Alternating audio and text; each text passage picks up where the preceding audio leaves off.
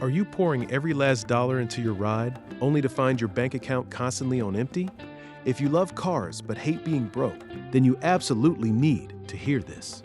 If you've ever dreamt of building the ultimate machine, or just keeping your daily driver running sweet without emptying your wallet, then listen up. Because today, we're pulling back the curtain on the 3 biggest money traps car guys fall into. Traps that suck up your cash faster than a supercharger drinks fuel. And trust me, these aren't just about big spending. They're about mindset shifts that can literally change your financial future and let you enjoy your passion without the constant stress. All right, let's kick things off with a story many of us, including myself at one point, can relate to. Meet Mark. Mark just landed his first really good job. He's excited. He's got a bit of cash flow. And what does he do? He buys his dream car, a slightly used, sporty sedan he's been eyeing for years. The first week, he's just cruising, loving it. But then, he sees a friend's car with a custom exhaust. Next, he's scrolling Instagram, seeing lowered cars with fancy wheels. The siren call of modifications becomes deafening. Before you know it, Mark has spent thousands. A new exhaust system, some slick rims, coilovers to drop the ride height, and a custom tune to squeeze out a makeout flat. He feels like a king. Every drive is an event. He's getting likes on his social media posts. The problem? He spent almost every penny he had saved, and then some, putting these mods on. He didn't build an emergency fund. He barely put anything towards his debt or savings goals. He justified it by saying, "It's for the car, it's worth it." Then, a few months later, disaster strikes. Not a mod-related disaster, just life. His transmission starts acting up. And guess what? That custom tune probably didn't help its longevity. He needs a major repair, and it's going to cost him nearly $3,000. Mark has no emergency fund. He's already stretched thin with his regular bills. What does he do? He puts it on a credit card. Now, his dream car is sitting in the driveway, a symbol of stress, not joy. He's making minimum payments on a high-interest credit card, effectively paying double for that repair, all while looking at his shiny wheels and loud exhaust, wondering if it was really worth it. This is the classic mistake, prioritizing instant gratification and the cool factor over fundamental financial stability. It's the allure of the next shiny part, the desire to stand out, the pressure from car meets or online communities. We get so caught up in making our car look or feel a certain way, we forget that a car, especially a modified one, is still a machine that can break. And when it does, you need cash. Studies show that a significant portion of young adults had less than $1,000 in savings, and when you combine that with a passion that demands cash, like car modding, you're setting yourself up for financial heartache. You might have the sickest ride on the block, but if you can't afford gas, insurance, or a sudden repair, that car becomes a burden, not a blessing. Build that emergency fund first. Pay off high-interest debt first. Then, and only then, budget for your mods. Your future self and your car will thank you. Now, let's talk about Steve. Steve loves his muscle car more than anything. He spends hours polishing it, detailing it, admiring it. But when it comes to the dirty work, under the hood, Steve has a different philosophy. Save money wherever possible. He figures an oil change is an oil change, so he goes for the cheapest place using the cheapest conventional oil, even though his car really needs synthetic. He skips fluid flushes, thinking they're just upsells. That squeaky belt, he ignores it for months. That check engine light, he hopes it'll just go away. Steve is a prime example of someone who is penny wise and pound foolish. He saves a few bucks on an oil change, but he's slowly, surely degrading his engine.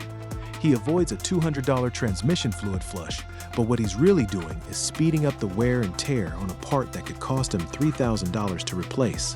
He buys the cheapest brake pads he can find online, not realizing they wear out twice as fast and don't stop as well, putting him and his passengers at risk. He tries to fix things himself without proper tools or knowledge, often stripping bolts or creating new problems that cost even more for a professional to correct. This mentality stems from a misunderstanding of how cars work and the true cost of ownership. Many car guys are focused on performance numbers or aesthetics, but neglect the boring, yet critical, preventative stuff. They think, my car runs fine now, why spend money? But cars are complex machines, and they require consistent care to last. Neglecting preventative maintenance is like ignoring a small leak in your roof. It seems fine for a year, but eventually, that small leak becomes a massive, expensive problem that floods your entire living room. Take timing belts, for instance.